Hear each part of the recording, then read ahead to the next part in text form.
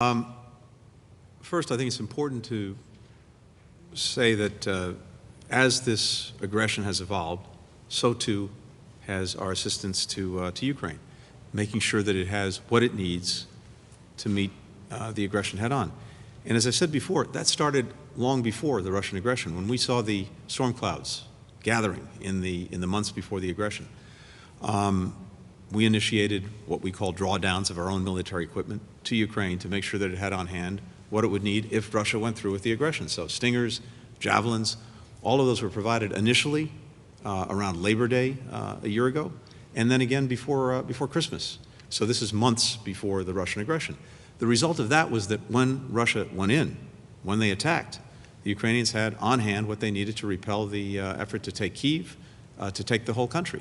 And then, of course, the war has evolved. The aggression has evolved. It moved to the south and the east, and that's where it's been.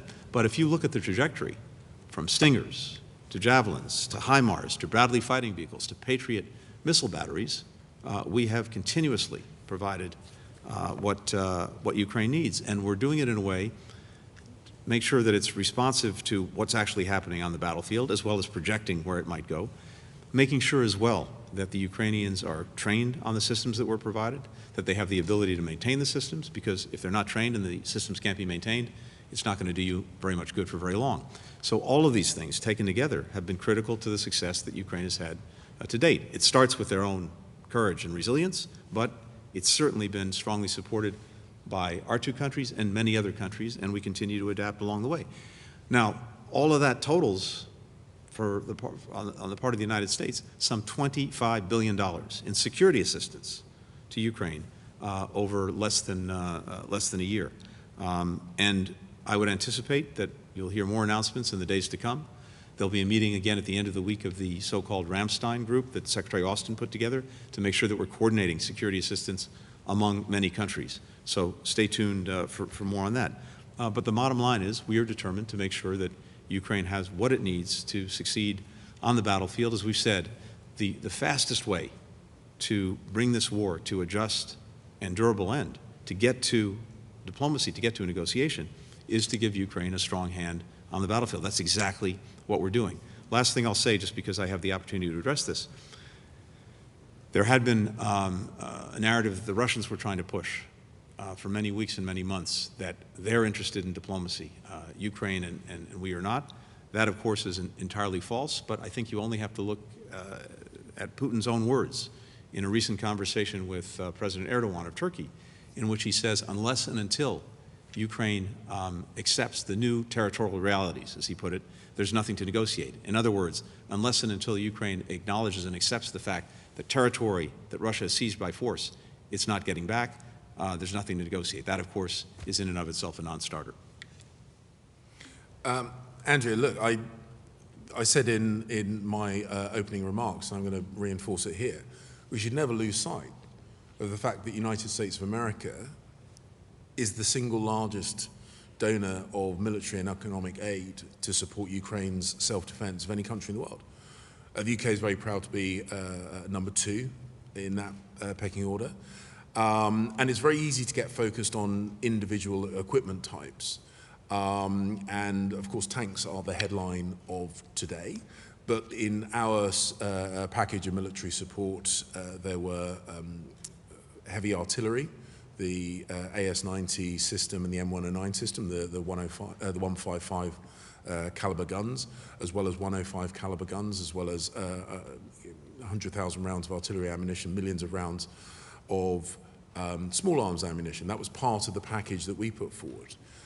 But we should also recognize the importance of the Patriot missile system. This is an incredibly sophisticated and important piece of air defense equipment. We've seen the horrors that Ukraine is having to endure because of air attacks, and so those air defense missile systems, the 50-plus Bradley armored fighting vehicles that were recently announced, these are really significant, meaningful donations to the military effort. From the UK's point of view, we certainly value the long-standing commitment that the United States of America has made the contributions that we're making in the UK, both in terms of equipment and training. We do so standing shoulder to shoulder with the United States of America. As we have done throughout this, I was at the United Nations Security Council meeting, literally sitting next door to Secretary Blinken, when we together warned the world of what Putin was about to do. We knew what his intention was. We provided that warning to the world, and we have both physically and metaphorically been shoulder to shoulder in our condemnation of Putin's actions and our support to Ukraine ever since. And I think it's really important the American people recognize what their own government is doing in support of freedom and in opposition to this aggression and oppression. Nick Allen of The Telegraph. Thanks very much. Question for each of you, please. For Secretary Blinken, another question on tanks. Germany suggested today that it won't allow tanks to be sent to Ukraine unless the US sends them first. What's your response to that? And for the Foreign Secretary, did you pledge today that the Northern Ireland Protocol issue will be resolved by the 25th anniversary of the Good Friday Agreement? And did you discuss whether President Biden will visit the UK in April? Thank you. So on the question of tanks, and for that matter, any weapon system, these are sovereign decisions for each country to make. I would note that what Germany has done to date has been quite extraordinary. And we've just had the recent announcement that they'll send infantry fighting vehicles to Ukraine and a Patriot missile battery. And that follows a long line of other steps that they've taken that I suspect most of us would not have thought, if not possible, certainly probable, just a year ago. But these are fundamentally decisions for each country to make as something that we respect. We've seen incredible solidarity among countries around the world to support Ukraine. And as I mentioned, Secretary Austin is going to be hosting another meeting of all of the countries that are involved in providing support to Ukraine at the end of this week, and I would expect further announcements to come out of that meeting. Thank you. With regard to the Northern Ireland Protocol and the negotiations with the European Commission, I did update Secretary Blinken on that. Those negotiations, as I have said publicly, and Maroš Šefčovič has also said publicly, have been conducted in good faith with a genuine desire to get resolution to these important issues. And of course, we always welcome the visits from senior members of the United States government, including, of course, the President himself. But I want to make it absolutely clear that our desire to get resolution on the issues of the Northern Ireland Protocol are because we want to see the institutions of the Belfast Good Friday Agreement up and running. We want to see devolved government in Northern Ireland and Stormont back up and running. We want to see a free flow of trade within the UK internal market, whilst respecting the desire of the European Union to protect its single market. And we do these things because they are the right things to do, not because we are trying to hit a particular date or anniversary. We want to get these things resolved as soon as possible so that the people of Northern Ireland can enjoy full economic freedom, can enjoy the relief packages that the UK government has put in place to address some of the issues of, for example, energy prices that have increased as a direct result of Russia's invasion of Ukraine. And we do these things for those reasons. And of course, as I say, we recognise the President and indeed the whole of the US government's desire to see this resolution. It mirrors our desire to get these things resolved, and indeed I believe very strongly mirrors the European Commission's desire to get these things resolved. And we will continue working hard and in that good spirit of cooperation. I'd make the point that I have tried to keep our negotiations discreet, and I think that discretion has actually helped us get some things over the line. So you will understand that my intention is to continue keeping the details of those negotiations discreet. Courtney McBride, Bloomberg. Thank you. Good afternoon. You've highlighted the evolution of security assistance to Ukraine from the US, UK, and various allies and partners, and said that you're doing things that were not previously thought possible. I'm curious about what changed, what what was the motivating factor that actually spurred that beyond just adapting to the changes in the battlefield environment, and also what obstacles remain, both individually and collectively, to get Ukraine to the point of that swift and decisive victory for which the Foreign Secretary has been advocating. And then finally on NATO accession for Sweden and Finland, which you both said would be additive for the alliance, what role are your countries playing in trying to expedite that process? Thank you. I don't think anything has changed. As I said, from day one and before day one, we have sought to make sure to the best of our ability and to the best of the ability of many other friends and partners who were determined to support Ukraine, that we were getting to the Ukrainians what they needed, when they needed it, to deal with the situation they were facing on the ground. And as we discussed just a few minutes ago, what they've been facing has evolved. That's what's changed. And so we tried to make sure that we're as responsive as quickly as possible to the evolutions on the battlefield, not only where it is geographically, but the kinds of things that the Russians are doing, as well as the kinds of things that the Ukrainians need to do to regain the territory that's been taken from them by force. So I think that's been the evolution. And again, what you've seen in recent weeks, not only from the United States and the United Kingdom, but from many other countries, is a continued commitment to make sure that the Ukrainians do have what they need. And you've seen countries in Europe provide everything from fighting vehicles to light tanks, air defenses, ammunition, artillery. All of that continues to come forward to the Ukrainians. We're now in winter. There continues to be ferocious fighting, particularly along the Eastern Front. I anticipate that that will unfortunately go on for some time. But we are determined together, as well as with many others, to make sure, as I said, that the Ukrainians have what they need to regain what they've lost, and to deal with the Russian aggression. So that hasn't changed.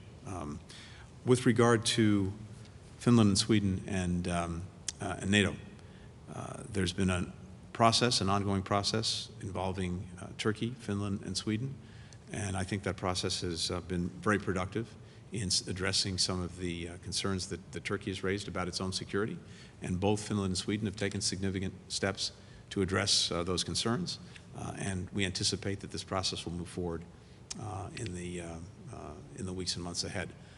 There's a strong consensus among NATO countries for bringing Finland and Sweden into the alliance. You've seen that in the extraordinary rapid signing of the protocols, the ratification now by 28 of 30 NATO members of Finland and Sweden's accession, and we look to the process that's ongoing between Turkey, Finland, and Sweden to move this forward and move it forward expeditiously.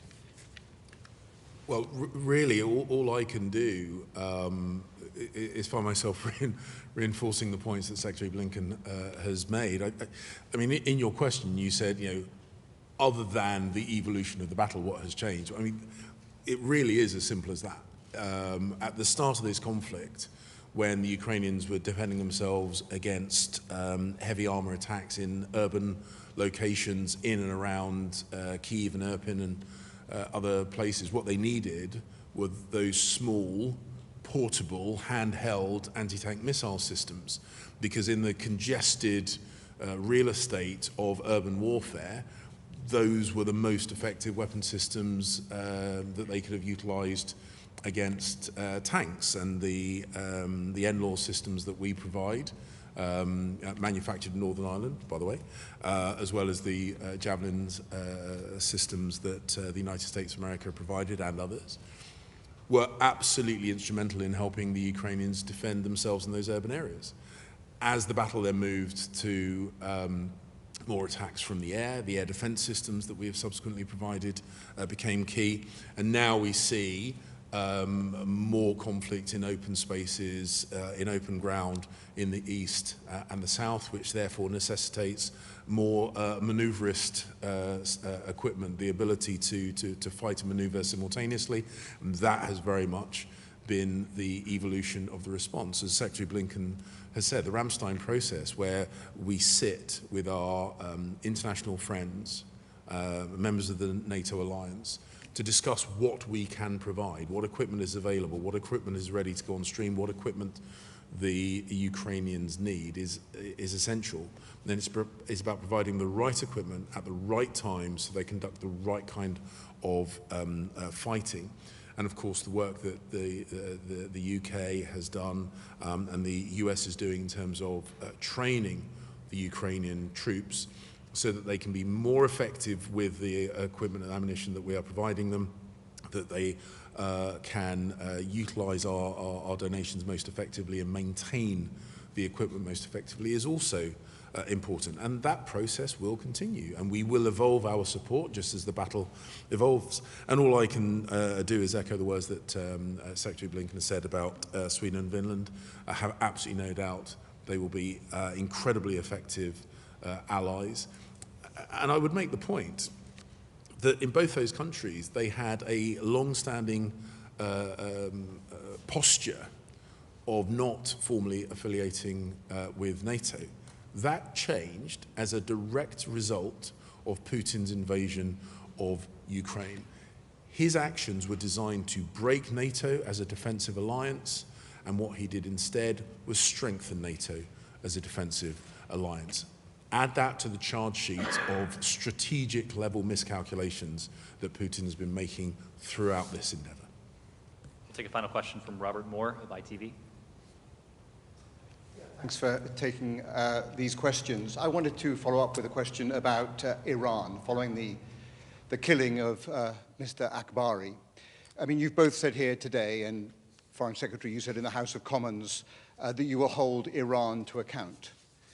Can you be specific about what you mean, given that these sanctions you refer to have been in place for some time? And I wonder more broadly where this leaves our Iran policy. Do we regard leaders in Tehran as legitimate interlocutors in terms of the nuclear talks? Are they dead in the water, or are they on life support, or can they be potentially kept going even following the killing of Mr. Akbari, even following Iran's provision of so much weaponry to Russia? The execution of Mr. Akbari was a politically motivated act, and we acted swiftly to sanction people involved with it, including the prosecutor general. We have already sanctioned members of the so-called morality police and of the members of the Iranian judiciary who have been involved with the crackdown of the legitimate protests of the Iranian people. I would make the point that there have been around 500 fatalities because of the crackdown from the Iranian regime against their own people. 18,000 people arrested by the Iranian regime. And the point that I would make is the leadership of Iran is a decision for the Iranian people. But I would just make the simple observation that the Iranian people are telling their government that they are not at all happy with the situation that they are living under and the limitations and privations. And it is in the hands of the Iranian government to make those changes. They call for us, for the US, for us and our friends to lift sanctions. And the point that we have made is that if they want to see those sanctions removed, they have to fundamentally change their behavior. Sadly, we're not seeing any indication that they are ready to do so, and unfortunately that is as true with our efforts to prevent them acquiring a nuclear weapon as it is in the crackdown on the protesters and the persecution of their own people. It is in the gift of the Iranian leadership to bring about change. We will continue to act in response to their behaviours, and you'll have to excuse me, I'm not going to speculate about what further measures we might take, but I said at the dispatch box just before flying to the US that we do not limit ourselves to the response that I have already announced. But we will continue to speak to Iran where we're able to, and we hope that at some point soon they will listen properly to what we're saying, because I don't believe that a country with a multi-thousand-year history of sophistication and art really wants to have the international reputation of ugliness and brutality that Iran currently has. They are betraying their heritage, they are they are oppressing their own people, and the simple message that I put across is that they should change, not for our benefit, not because of what we say or do, but because their own people are demanding that they do so. And really, I can only strongly echo what the Foreign Secretary said.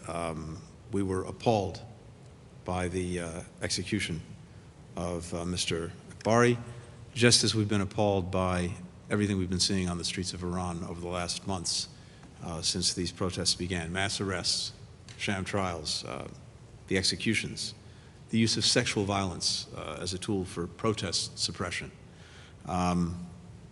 We, the United Kingdom, but not just us, countries around the world are watching this, seeing this, and share the revulsion that we have.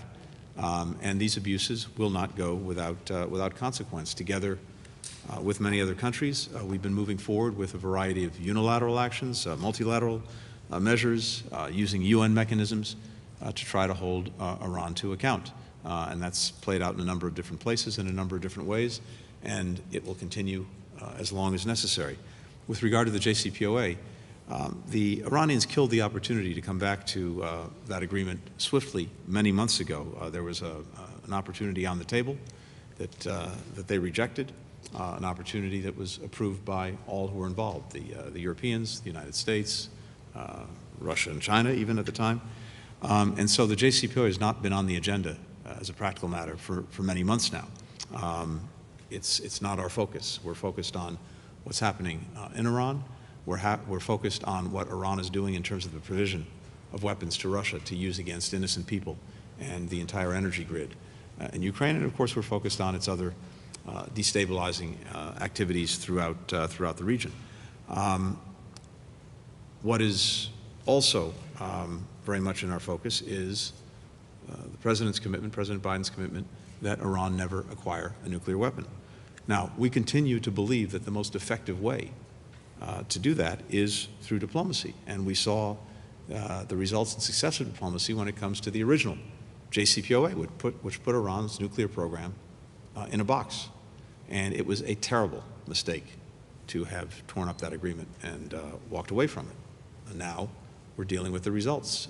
The results include, as the Foreign Secretary said, Iran making very significant progress on its nuclear program, and that represents an additional challenge to the other things that Iran is engaged in.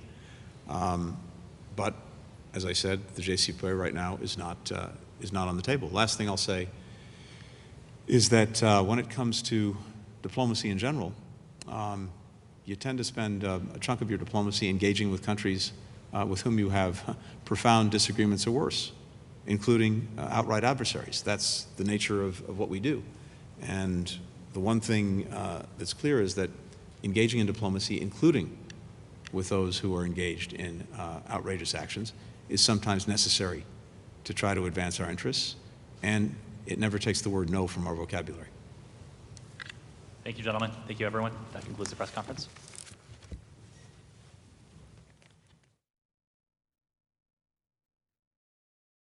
No from our vocabulary.